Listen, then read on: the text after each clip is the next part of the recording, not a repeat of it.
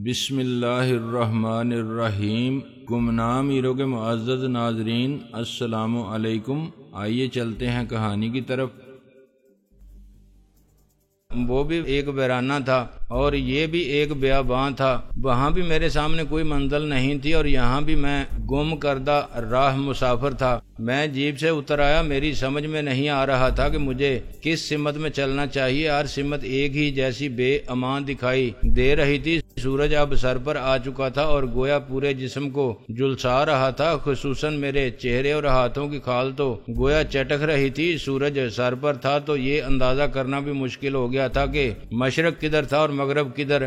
چاند لمحے کے تذبذب کے بعد آخر کار میں اندازاً مغرب کی طرف چل دیا۔ میں تقریباً 1 گھنٹہ چلتا رہا۔ اس دوران کئی بار میری آنکھوں کے سامنے رنگ برنگے دائرے لہرائے اور سب کچھ میری نظروں سے اوجھل ہو گیا۔ میں لڑکھڑا کر گرتے گرتے بچا۔ میں نے اپنی یوگا کی مشقوں کو کام میں لانے کی بہت کوششیں کی، لیکن صعوبتوں کا بوجھ اتنا زیادہ تھا کہ جسم اور روح ایک دوسرے کی کچھ خاص مدد نہیں کر پا رہے تھے۔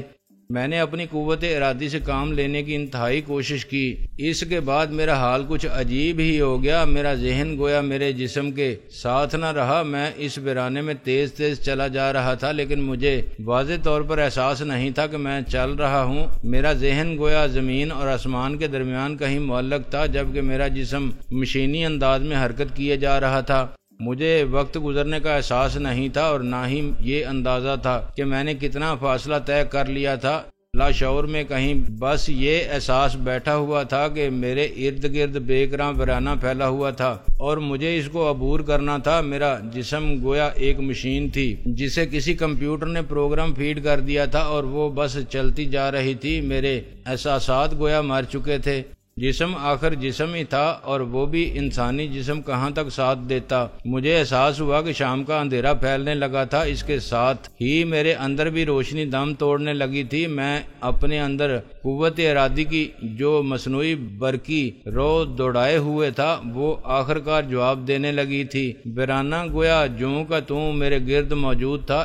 ایسا لگتا تھا کہ میں 2 قدم بڑھاتا تھا تو ویرانہ 4 قدم مزید پھیل جاتا تھا۔ پیٹ میں بھوک کا افریت پنجے گاڑے ہوئے تھا اور پیاس کی شدت سے الگ کچھ ایسا ہو رہا تھا جیسے وہ خشک لکڑی سے بنا ہو اور کوئی مسلسل اس پر ریگ مال رگڑ رہا ہو۔ آخر کار جسم نے مشین کی طرح حرکت کرتے رہنے سے انکار کر دیا۔ قوت ارادی نے ساتھ چھوڑ دیا۔ قوت برداشت جواب دے گئی۔ ستم ظریفی یہ تھی کہ اس وقت مجھے سامنے ہی ایک خاصی کشادہ پگڈنڈی دکھائی دینے لگی تھی جس پر گاڑیوں کے پہیوں، جانوروں کے کھروں اور انسانی قدموں کے نشانات دکھائی دے رہے تھے۔ وہ پگڈنڈی اس ویرانے کو کراس کر رہی تھی جس میں میرا سفر جاری تھا۔ اچانک ہی اس پر میری نظر پڑی تھی۔ ظاہر تھا کہ وہ پگڈنڈی کسی نہ کسی آبادی کی طرف سے کسی دوسری آبادی کی طرف جا رہی تھی۔ ایک لا حاصل سے سفر کے بعد مجھے پہلی بار کسی آبادی کی طرف اشارہ کرتی ہوئی کوئی چیز دکھائی دی تھی، لیکن مجھ میں اس تک پہنچنے کی بھی سکت نہیں تھی۔ میں نے بڑی کوشش کی کہ مزید چند قدم کا فاصلہ طے کر کے پگڈنڈی تک پہنچ جاؤں اور اس پر دائیں یا بائیں کسی بھی سمت میں ایک نئی امید کے سہارے سفر جاری رکھ سکوں، لیکن جسم نے ساتھ نہ دیا۔ مزید ستم یہ ہوا کہ مجھے ایک پتھر سے ہلکی سی ٹھوکر لگ گئی، یوں گویا کسی گرتی ہوئی دیوار کو ایک غیبی ہاتھ نے ٹھوکا دے دیا۔ میں اوندے منہ گرا اور پھر اٹھ نہ سکا۔ گرنے کے بعد بھی مجھے کافی دیر تک ہوش رہا اور میں اٹھنے کی کوشش کرتا رہا۔ مجھے یہ بھی احساس تھا کہ جسم اپنی جگہ سے جنبش نہیں کر رہا تھا، لیکن پھر بھی میں اپنی دانست میں کھڑا ہونے کے لیے ہاتھ پاؤں مارتا رہا۔ آخر کار مجھ میں اس بے حرکت جدوجہد کی بھی سکت نہ رہی۔ لیٹے رہنا مجھے بھلا محسوس ہونے لگا۔ میرے شکستہ جسم اور کچلے ہوئے سے اعصاب کو بے حد سکون سا ملا۔ در حقیقت تو میں پہلے ہی بے حس و حرکت تھا، لیکن اب میں نے ذہنی طور پر بھی اپنے آپ کو بے حس و حرکت تسلیم کر لیا اور آنکھیں بند کر لی۔ مجھے گویا ایک مدت کے بعد ذرا آرام کا احساس ہوا اور یک بیک ہی مجھے گہری نیند آ گئی۔ معلوم نہیں وہ نیند تھی یا بے ہوشی، لیکن اس وقت وہ مجھے ایک انمول راحت کی پیامبر محسوس ہوئی۔ وہ بے خبری کا وقفہ نہایت خوبصورت اور تسکین بخش تھا، کیونکہ اس کے دوران ایک تو اذیتوں کا احساس مٹ گیا، دوسرے اس دوران مجھے خوبصورت اور دل فریب خواب آتے رہے۔ پریاں مجھے جھولا جھلاتی رہیں اور خوبصورت کنیزیں میرے لیے اپنے کندھوں پر خوبصورت بلوری سراہیاں لاتی رہیں، جن میں یخ بستہ آب شیریں بھرا ہوا تھا۔ میں دڑا دڑ انہیں خالی کر کے ایک طرف پھینکتا رہا۔ مجھے نہ جانے کتنی دیر بعد احساس ہوا کہ خواب کچھ ایسے خوبصورت نہیں رہے تھے۔ پریاں مجھے جھولا جھلانے کی بجائے شاید ادھر ادھر دھکیل رہی تھیں، کوئی ایک طرف دھکا دیتی تھی تو کوئی دوسری فوراً واپس دھکیل دیتی تھی۔ پھر وہ پریاں بھی غائب ہو گئیں، بس کوئی غیبی ہاتھ تھا جو مجھے جھٹکے دیے جا رہا تھا۔ ٹھنڈے میٹھے پانی کی سراہیاں لے کر آنے والی کنیزیں بھی نہ جانے کہاں چلی گئیں۔ کوئی غیبی ہاتھ ہی مجھے پانی پلانے کی بجائے میرے منہ پر پھینکنے لگا۔ آخر کار یہ سلسلہ بھی ختم ہو گیا۔ میں گویا کسی تاریک دلدل کی تہہ میں بہت دیر تک پڑا رہا، پھر دھیرے دھیرے خود بخود اوپر آنے لگا۔ جسم اب بھی دھیرے دھیرے الکورے لے رہا تھا۔ کبھی کبھی نارنجی اور کندنی سی روشنی میری آنکھوں میں چبھنے لگتی۔ پھر اچانک ہی مجھے احساس ہوا کہ میری آنکھیں تو کھلی ہوئی تھیں اور میں کسی ایسی چیز پر لیٹا ہوا تھا جو مسلسل ہل رہی تھی۔ سورج ڈوبنے کو تھا اور اس کی الوداعی کرنیں میری آنکھوں میں چبھ رہی تھیں۔ میں نے گردن ہلا کر ادھر ادھر دیکھنے کی کوشش کی تو پتہ چلا کہ میں کچھ اس قسم کی ایک گھوڑا گاڑی میں لیٹا ہوا تھا، جیسی پنجاب میں گجر دودھ کے ڈرم ایک جگہ سے دوسری جگہ لے جانے کے لیے استعمال کرتے ہیں، تاہم یہ اس سے کچھ چھوٹی اور ہلکی تھی۔ اس میں گھوڑے کی جگہ خچر جوتا ہوا تھا۔ تقریباً میرے ہی جیسے میلے کپڑوں میں ایک دیہاتی اگلے تختے پر خچر کی لگامیں تھامے بیٹھا تھا اور ٹاک ٹاک کر رہا تھا۔ اس کی پشت میری طرف تھی۔ میں خشک گھاس پھونس کے آرام دہ بستر پر لیٹا ہوا تھا۔ عیاشی کی انتہا یہ تھی کہ میرے سرانے بھی تکیے کی کمی پوری کرنے کے لیے ایک میلی کچیلی سی گدی رکھی ہوئی تھی۔ میرا چہرہ پانی سے تار تھا، گریبان بھی نم محسوس ہو رہا تھا۔ یقیناً میرے چہرے پر پانی چھڑکا گیا تھا اور شاید مجھے پلانے کی بھی کوشش کی گئی تھی، کیونکہ میرے منہ میں اب پہلے جیسی انتہا کی خشکی نہیں تھی۔ شاید اس شخص نے مجھے ہوش میں لانے کی تدبیریں کی تھیں، لیکن اس وقت میں ہوش میں نہیں آیا تھا۔ شاید اس کے خاصی دیر بعد میری آنکھ کھلی تھی۔ گھوڑا گاڑی میں کوئی سامان نہیں تھا۔ گاڑی چلانے والے کا چہرہ ایک طرف سے میں دیکھ سکتا تھا۔ وہ مضبوط کاٹھی اور پکی عمر کا ایک سیدھا سادہ سا دیہاتی معلوم ہوتا تھا۔ حلیہ ویسا ہی تھا جیسا عموماً غریب اور سیدھے سادے دیہاتیوں کا ہوتا ہے۔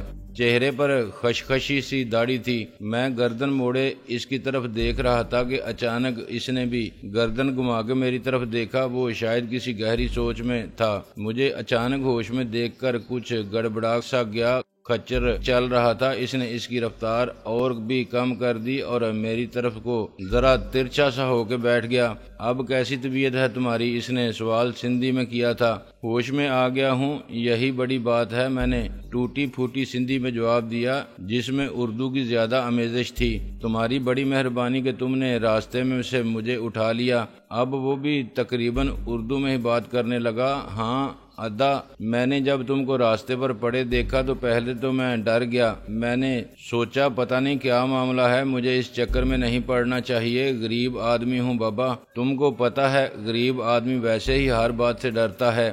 میں آگے نکل گیا تھا، لیکن پھر اللہ کا خیال آ گیا، آخر مسلمان ہوں۔ دل نہیں مانا کہ کسی کو مصیبت میں دیکھ کر ایسے گزر جاؤں۔ وہ مشفقانہ سے انداز میں مسکرایا۔ وہ ذرا بھی خوبصورت نہیں تھا، لیکن کم از کم مجھے اس لمحے بہت خوبصورت دکھائی دیا۔ وہ اپنی میلی اور مختصر پگڑی درست کرتے ہوئے بولا، تم لمبے چوڑے وزنی آدمی ہو اور بے ہوشی میں آدمی کا وزن کچھ اور بھی زیادہ لگتا ہے۔ میرے لیے تم کو اٹھا کر گاڑی میں ڈالنا بہت مشکل کام تھا، بہت ہی مشکل، مگر بس اچھے کاموں میں اللہ آدمی کی مدد کرتا ہے۔ وہ ایک لمحے کے لیے خاموش ہوا، پھر سرسری سے لہجے میں بولا، تم کون ہو؟ کیوں بے ہوش پڑے تھے؟ وہاں کیسے پہنچے تھے؟ یہ بہت لمبی کہانی ہے، پھر کسی وقت صحیح۔ میں نے گاڑی میں لگا ہوا ایک بانس پکڑ کر اٹھنے کی کوشش کی۔ میں اپنے آپ کو برسوں کا بیمار محسوس کر رہا تھا اور اپنی آواز مجھ سے پہچانی نہیں جا رہی تھی۔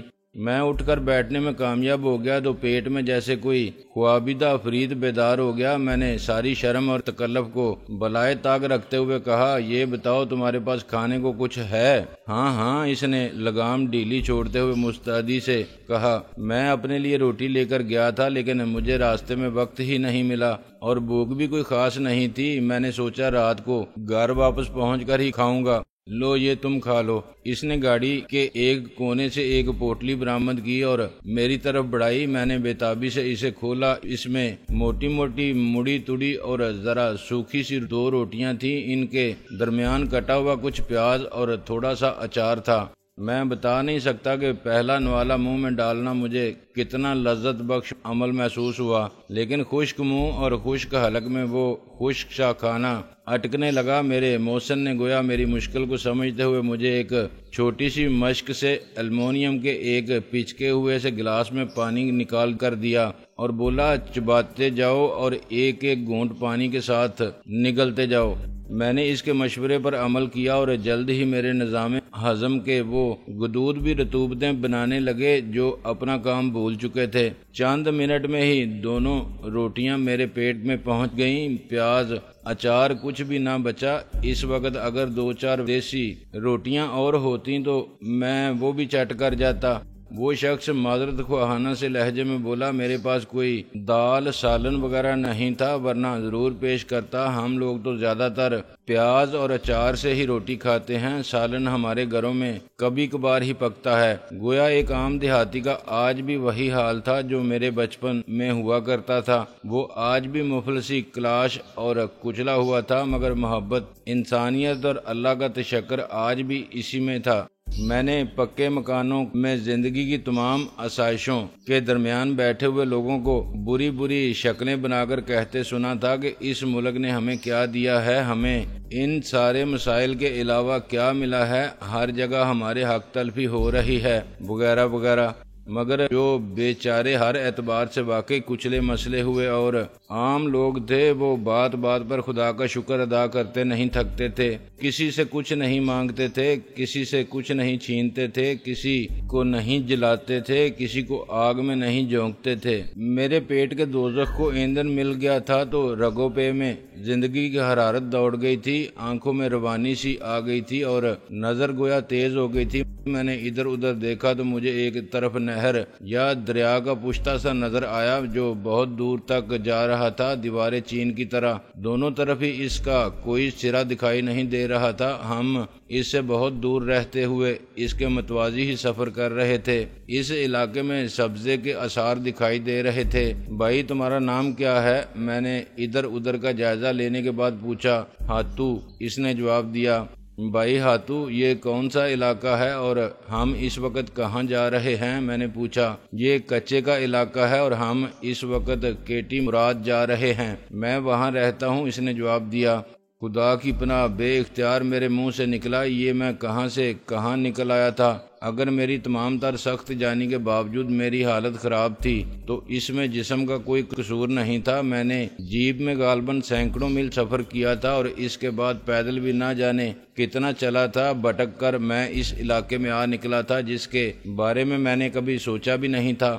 ہاتھو خچر کو ایک چھڑی رسید کر کے اس کی رفتار بڑھاتے ہوئے بولا، تم نے بتایا نہیں تم کون ہو، کہاں سے آئے ہو، کہاں جا رہے تھے اور تمہارے ساتھ کیا واقعہ پیش آیا؟ میرا نام افضل ہے، میں نے ایک لمحے سوچنے کے بعد کہا۔ قصہ تو بہت لمبا ہے، بس یوں سمجھ لو کہ ڈاکوؤں نے مجھے کسی امیر آدمی کے دھوکے میں اغوا کر لیا تھا جبکہ میں ایک غریب سا آدمی ہوں۔ بہت دن وہ مجھے لیے ادھر ادھر پھرتے رہے تھے، انہیں یقین نہیں آ رہا تھا کہ میں وہ آدمی نہیں ہوں جسے وہ اصل میں اغوا کرنا چاہتے تھے۔ پھر جب انہیں پتہ چل گیا کہ ان سے غلطی ہو گئی ہے تو انہوں نے مجھے جنگل میں ہی چھوڑ دیا۔ میں کل سے پیدل چل رہا تھا، بھوک پیاس اور تھکن سے بے ہوش ہو کر گر پڑا تھا۔ اس نے اظہار افسوس کیا، اس نے متاسفانہ سے انداز میں سر ہلایا۔ ادا ڈاکوؤں نے تو ایسی زندگی خراب کی ہے کہ کیا بتائیں۔ کوئی زمانہ تھا کہ صرف امیر آدمیوں کو ڈاکوؤں سے خطرہ ہوتا تھا، اب تو میرے جیسے کنگلے کو بھی گھر سے نکلتے ہوئے ڈر لگتا ہے کہ کہیں میرا خچر ہی نہ چھین لے۔ بابا اب تو ڈاکو دیکھتے ہی نہیں کہ مزدور ہے یا پیسے والا، بے جان مزدور ہے۔ ایسے میں ہو سکتا ہے اس نے جلدی سے میرا ہاتھ پکڑ لیا۔ تمہیں اس وقت کہیں پناہ نہیں ملے گی، کوئی دروازہ کھلا نہیں ملے گا، کوئی تمہاری دستک سن کر بھی دروازہ نہیں کھولے گا، گلیاں سنسان ہیں، ان میں آوارہ کتے تمہیں گھیر لیں گے اور ان کا شور سن کر ہو سکتا ہے سردار آئے اور امام سمیت سارے نمازیوں کو اٹھا کر لے گئے۔ ہاتھوں نے آسمان کی طرف دیکھ کر ہاتھ جوڑے، ایک ٹھنڈی سانس لی اور افسردہ سے لہجے میں بولا، ادا یہ سب قیامت کی نشانیاں ہیں۔ پہلے ڈاکوؤں کا بھی کچھ دین ایمان ہوتا تھا، عورت پر کبھی ظلم نہیں کرتے تھے، کوئی قرآن شریف اٹھا کر سامنے آ جاتا تھا تو اسے معاف کر دیتے تھے، سید کو کچھ نہیں کہتے تھے اور مسجد کے سامنے تو اونچی آواز میں بات بھی نہیں کرتے تھے۔ وہ ایک لمحے خاموش رہا، پھر بولا تو اس کے لہجے کی افسردگی بڑھ چکی تھی، اب تو سب کچھ بدل گیا ہے، گوٹھوں پر دعویٰ بولتے ہیں تو سب سے پہلے خوبصورت لڑکیاں تلاش کرتے ہیں، قرآن کو خاطر میں نہیں لاتے، کوئی سیدھا ہو یا کچھ اور گولیوں سے بھون ڈالتے ہیں، اور مسجد کا تو میں بتا ہی چکا ہوں کہ امام سمیت نمازیوں کو اٹھا کر لے جاتے ہیں، پتہ نہیں ہمارا کیا بنے گا۔ فکر نہیں کرو ادا، ہاتھوں میں نے ذرا آگے کھس کر اس کے کندھے پر تھپکی دی، ظلم جب ہاتھ سے بڑھتا ہے تو مٹ جاتا ہے، انسان جب اپنے ہاتھ پاؤں اتنے پھیلا لیتے ہیں کہ دوسرے انسانوں کے لیے عذاب بن جاتے ہیں تو پھر ان کی گردنیں پکڑنے کے لیے ایک غیبی ہاتھ حرکت میں آتا ہے، جب نیچے والوں کی بادشاہی نکارہ ہو جاتی ہے تو آسمان والے کی بادشاہی حرکت میں آتی ہے، آخر وہ بھی تو دنیا کا تماشا دیکھ رہا ہے نا۔ ہاں بھائی، آج کل تو ہم اسی امید پر زندہ ہیں، وہ اداسی سے بولا۔ ہم ایک گاؤں کے قریب پہنچ چکے تھے، لیکن رات کے ملگجے اندھیرے میں مجھے دور سے اس کے آثار دکھائی نہیں دیے تھے، اس کی وجہ شاید یہ تھی کہ ابھی آسمان پر ایک تارا بھی نمودار نہیں ہوا تھا، اور خود گاؤں کا یہ عالم تھا کہ کسی گھر میں شاید کوئی دیا روشن نہیں تھا، کوئی دروازہ یا کھڑکی کھلی نہیں تھی، کسی روزن سے روشنی کی کرن نہیں پھوٹ رہی تھی، گلیاں ویران تھیں، ہر طرف سناٹا تھا، گلیوں میں کہیں کوئی مویشی تک بندہ دکھائی نہیں دے رہا تھا، شہر خاموشاں کا سا منظر تھا۔ لیکن جب گاڑی ایک چوڑی سی گلی میں داخل ہوئی تو 2-3 آوارہ کتوں نے بھونک کر ہمارا استقبال کیا اور شہر خاموشاں کا سکوت ٹوٹ گیا۔ ہاتھوں نے انہیں ڈانٹا، وہ یقیناً ہاتھوں کو پہچانتے تھے اور اس کا لحاظ کرتے تھے، اس کے احترام میں خاموش ہو کر ادھر ادھر بھاگ گئے۔ اب سب کچھ ختم ہو گیا ہے، شام ہوتی ہے تو لگتا ہے گاؤں میں جن پھر گیا ہے، وہ بولا۔ ہماری کیٹی کچے کے علاقے کی سب سے بڑی کیٹی تھی، یہاں زندگی کی ساری دلچسپیاں تھیں، سارے کھیل تماشے ہوتے تھے، اب اگر کچھ ہوتا بھی ہے تو مغرب کی اذان سے پہلے ختم ہو جاتا ہے، سیلاب کے دنوں کو چھوڑ کر باقی سب دنوں میں یہاں فصلیں بہت اچھی ہوتی ہیں، کچے کی زمین بہت زرخیز ہے، لیکن ہم وڈیرا سائیں کے غلام ہیں، ان کے ہاری ہیں، فصلیں آتی ہیں تو ان کے آدمی لے جاتے ہیں، ہمیں گزر بسر کے لیے کچھ ملتا ہے تو وڈیرے کے آدمیوں کے بعد ڈاکو آ جاتے ہیں، کسی کے پاس اگر کسی طرح 4 پیسے یا زیور وغیرہ ہو جائے تو ڈاکو لے جاتے ہیں، ہم تو بس 2 وقت کی روکھی سوکھی روٹی کے لیے دن رات خون پسینہ ایک کرتے ہیں اور شاید زندگی بھر کرتے رہیں گے۔ فصلیں کہاں ہوتی ہیں؟ ادھر تو کوئی زرعی زمین نظر نہیں آ رہی، میں نے آنکھیں سکیڑ کر اندھیرے میں دور تک دیکھنے کی کوشش کی، زمینیں باندھ کے دوسری طرف ہیں، اس نے اشارے سے بتایا، پہلے ہم لوگ بھی عارضی سی جھونپڑیاں بنا کر ادھر ہی رہتے تھے، لیکن جب سیلاب آتا تھا تو فصلوں کے ساتھ ساتھ ہمارے گھروں یا کیٹیاں بھی اجڑ جاتی تھیں، اس لیے اب ہم لوگ اس طرف آ گئے ہیں، اگر بند نہ ٹوٹے تو ہم لوگ ادھر بچے رہتے ہیں۔ میں سوچ رہا تھا اور حیران ہو رہا تھا کہ کس حال میں لوگ زندگی گزار رہے تھے، اور یہ وہ لوگ تھے جو کبھی احساس کے نعرے لگاتے ہوئے سڑکوں پر نہیں آتے تھے، کبھی کانفرنسیں نہیں کرتے تھے، بس سر جھکا کر جفا کشی اور صبر کے ساتھ اپنا کام کرتے رہتے تھے، زندگی کی صعوبتیں جھیلتے رہتے، اور کچھ لوگ عالیشان بنگلوں اور پرآسائش مکانوں میں چودراہٹ کے نام پر سودے پکے کرتے رہتے تھے، ان بیچاروں کو کچھ نہیں ہوتا تھا کہ جو ان کے نام پر سودے پکے کرتے رہتے تھے، ان بیچاروں کو معلوم نہیں ہوتا تھا کہ ان کے نام پر ان کے دلالوں نے کیا کچھ کر لیا۔ وہ اپنی دھن میں بولا، ویسے سائیں یہ سیلاب ہے، کام کی چیز جب بھی آتا ہے کئی سال کے لیے زمینوں کو اتنا سیراب کر جاتا ہے کہ ساری کسریں پوری ہو جاتی ہیں۔ کچے کی زمینیں ہیں کس کی؟ میں نے پوچھا۔ کئی بڑے زمینداروں نے آپس میں بانٹ رکھی ہیں۔ اس نے بتایا، جیسے ہم وڈیرا سائیں مراد خان کے حاری ہیں، بند کے دوسری طرف کئی ہزار ایکڑ زمین ان کی ہے، ہم انہی کے حاری ہیں۔ اس کیٹی کا نام بھی کیٹی مراد ہے۔ اور یہ مراد صاحب رہتے کہاں ہیں؟ میں نے پوچھا۔ بہت سی جگہوں پر رہتے ہیں، نواب شاہ، حیدرآباد اور کراچی میں ان کی شاندار کوٹھیاں ہیں۔ ان کی اصل زرعی زمین تو نواب شاہ کے قریب ہے، یہ کچے کی زمین تو انہوں نے یوں ہی فالتو فنڈ میں دبا رکھی ہے۔ یہاں تو وہ 2-4 سال میں ایک آدھ مرتبہ ہی آتے ہیں۔